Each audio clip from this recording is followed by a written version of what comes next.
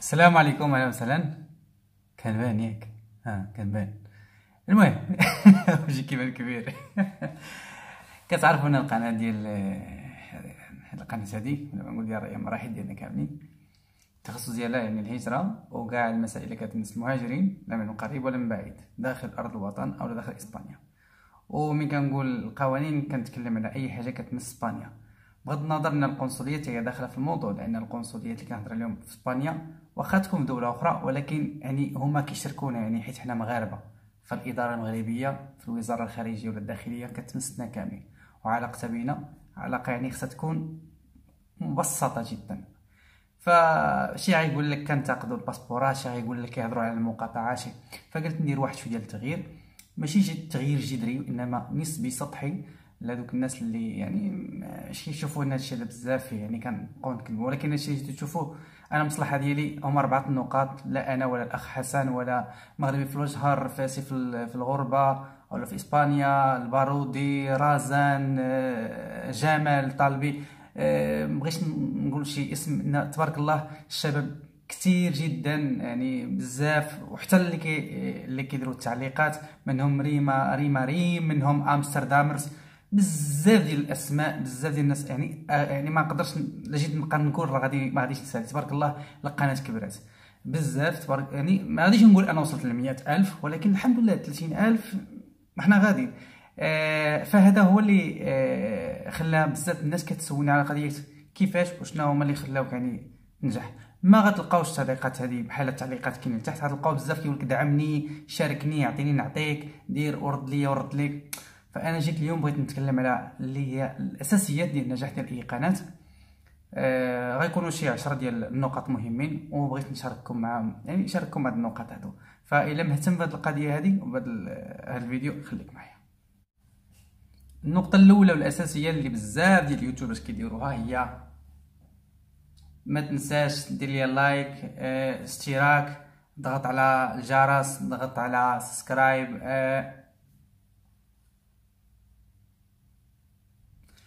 الانسان اللي كيتفرج فيك، المشاهد كيتفرج فيك، اختارك ما بين الملايين والملايين ديال الناس باش يتفرج فيك. فانت لا جيتي تذكروا كل دقيقه في كل فيديو يدير لايك وسبسكرايب ويتسجل عندك، فاعلم انه غادي يحس براسو انك انت كتستحمرو، وان بحال هو باقي جديد او لا، هذه فالطريقه هذه كتمل، وعاده باش كاين الدقائق الاولى كتضيعها في هذا الكلام. ما غاديش نقول تافه، ولكن المحتوى هو اللي غادي يخلي الناس تتبعك، المحتوى هو اللي غادي يخلي الناس تسجل عندك، المحتوى هو اللي يخلي الناس دير لك البارطاج. فهذه هي النقطه الاولى اللي خصنا، يعني الا بغينا نطلعوا القناه ديالنا نتفاداوها. نمشيو مع النقطه الثانيه.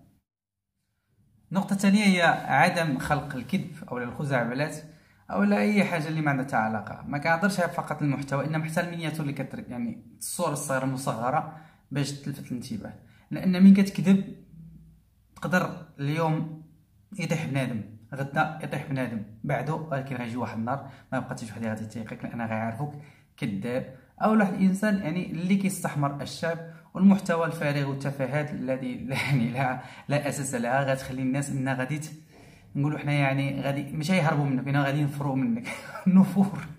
فنمشيو مع النقطه الثالثه. النقطه الثالثه عندها علاقه بالمواضيع. المواضيع على حسب النوع ديال انت التخصص ديالك، يعني كنت كدير فلوغ على السفر فخليك في السفر، تقدر السفر يعني واخا السفر عنده مشتقات كثيره وعنده تجارب وعنده كذا. المواضيع اللي عندها مع الهجره خليك في الهجره، المواضيع اللي عندها اي حاجه مع المجتمع المغربي او التقاليد او الديكور او الطبخ او الموسيقى او هذه، فكل واحد كيتعمق في الحاجه. بغيتي دير قناه يعني مخلطه حتى هو ممكن، ولكن ضروري يعني تكون عندها علاقه بالتجارب ديالك الشخصيه، ان ملي كيجي شي واحد يهضر على التجربه ديال واحد اخر، او المعروف في بعض القنوات الصرف الصحي اللي كيقول لك قال لي صاحبي وقع لصاحبه قال لصاحبي، فبالطريقه هذه غادي تاكد الجمهور او المتتبع انك راه كتكذب عليهم وانك انت كتستحمر. النقطه الرابعه هي عدم سرقه المحتوى. يعني انت كتلقى المواضيع كيعجبك موضوع كتبغي تزوقو، الموضوع فيه 5 نقاط حتى كتقول غناخذ انا 3 باش ما نعيقش ونقدر نبدل من الترتيب، الواحد ردو 3 و3 رد 2 وواحد ندير. بالطريقه هذه الناس غتعيق، باش لان غتشوف 3 نقاط، ولكن غادي تشوف واحد اخر داير 5 نقاط، وغادي يقارنوا التاريخ وغادي يلقاو ان التاريخ كيبين انك انت سرقت المحتوى. ما فيها عيب تاخذ الموضوع كامل ديال السيد، ولكن ذكر يعني المصدر ديالو وصاحب الموضوع اللي تعب فيه ولقى فيه يعني عطى وقت كبير ولا مجهود كبير، تجي انت تلقاه واجد تحطو هكا وتضحك على الناس، والناس غتعيق بك، رغم انك انت تقدر تكذب على نفسك تقول ما كيهمنيش، ما شغليش، يقولوا اللي بغاوه، ما شغليش. شحال قدك تبقى تكذب على راسك؟ فنمشيو مع النقطة الخامسة تقريبا. ما غاديش نقول سرقة الموضوع، انا غنقول تكرار المحتوى. يعني كنلقى بعض القنوات اللي كدير موضوع، داك الموضوع كدير نفس الموضوع 6 مرات، ما غاديش نقول يوميا ولكن غنقول لك في الشهر خصو يتعاود 6 مرات. علاش؟ يمكن بغا يزيد واحد النقطة صغيرة جديدة سمعها بلاصة أخرى، فهو خصو يعاود الموضوع من الأول ويبقى تاني يدردك ويبلبل ويبلبل ويبلبل بدون أي معنى. والموضوع يعني المحتوى أصلا تا اليوتيوب غادي في القانون ديالها كتذكر أن غادي تلغي كاع دوك القنوات أو دوك الفيديوهات اللي كيتعاود المحتوى. فالمحتوى من كيتكرر يكون عربي يكون شينوي يكون برتقيزي غادي يعيقوا به هذه. فأنت باش ما تخليش المشاهد يمل أو اللي باغي يعرف المعلومة يمل، حاول انك تجنب هذه القضيه هذه. نمشيو مع النقطه عفوا بغيت نقول النقطه السادسه تلفت.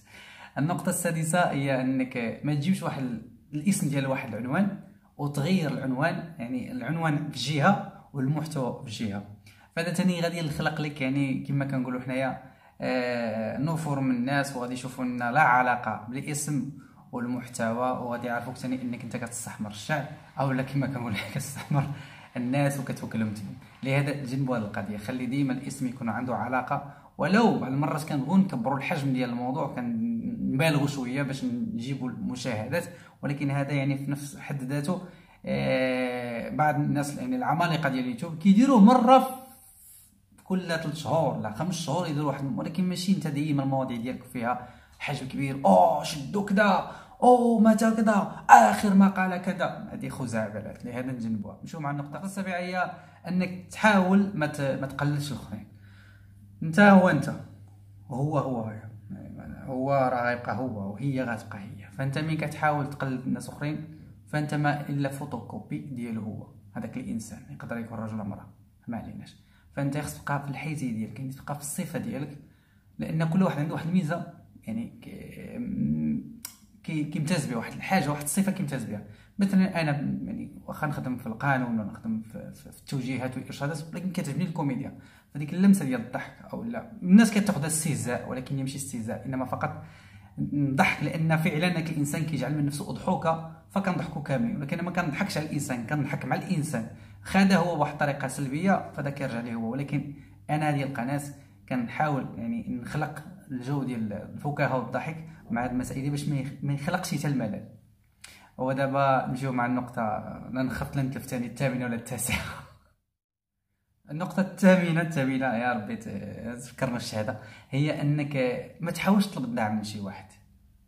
كيفاش غادي تطلب الدعم من شي واحد اذا كتقلب انت على المسلك او الطريق السلك، يعني تسلك بطريقه اللي هي سهله، يعني شي طريق تكون شوف من هي ولا شوف من هنا شكون غتسلكني؟ لا، عمر ما كان يعني النجاح عن طريق كوبري كما كيقولوا المصريين، كوبري دوز من هنا. لا، هما الوالدين، يعني الوالدين الله يسمحنا منهم، هما الشخصين اللي في العالم يقدروا يعني يديروا المستحيل قبل ولدهم او بنتهم، يعني هما اللي يقدروا يضحيو. تطلب انت من واحد السيد عافاك هضر لنا على هذا الموضوع، او لا عافاك شوف ذكر السميه ديالي، وهذا كيخلق بعدا كيما شفنا مع بعض اليوتيوبرز اللي ولاو كيستغلوا هذه القضيه هذه بالفلوس وبالمال، او حيت انا محبوب غادي نعيط لواحد ونقول له سلفني حيت انا محبوب وانا عندي لاشين نقدر نطلب من الناس ونقول لهم عطوني الفلوس، او لا انا راني تزيرت، او حاجه اخرى ثاني يعني طلب من كذا وهادي دعمني اني لا نطلع. حتى كاع فرضنا دعمك، شنو غادي يكون الفرق؟ خصو يدعمك وخصو يقول اقسم بالله ان اقول الحق ان هذا السيد هذا ولد الناس وغادي يوقف معاكم. شحال الخزعبلات. وكاين اللي بحال الناس اخرين اللي كانوا كيقولوا هذوك الفضائيين المخلوقات كيقول لك لا اليوتيوب ما بقاش هوايه ولا مهنه، رغم انه كيقول انه مهنه. نسى ان كاين واحد الحاجه سميتها الاساسيات ديال اي مهنه، خصك تحترم القوانين ديال المهنه، ولكن ما احترمتيهاش غادي يحيدوك القناه. اي واحد بغى يدير الدعم لشي واحد اخر كيما انا كنشوف شي قنوات كيعجبوني كندير لهم الدعم بلا ما تطلبني، بلا ما تقول لي لا دير ولا ما ديرش. شحال من واحد كيتفاجئ كيقول لك دار لي الدعم راه مرا عجبتني القناه ديالك لقيت فيها شي حوايج مزيان غادي ندعمها. فانت ما تطلبش من شي واحد، كافح واجتهد، لان كل نجاح مورا واحد التعب واحد المجهود. يمكنش انت غادي تقلب على واحد اخر تقول له انا راني فان ديالك معجب عافاك شوف ابوني ديرو عافاك وقف معايا، كطيحه من الكرامه ديالك ما غاديش تقدر دير شي حاجه. فخليك ديما نتايا في القمه، حاول توصل ليها بوحدك بجهد يلاه ان شاء الله. نمشيو مع التاسعه كنظن انا، النقطه التاسعه.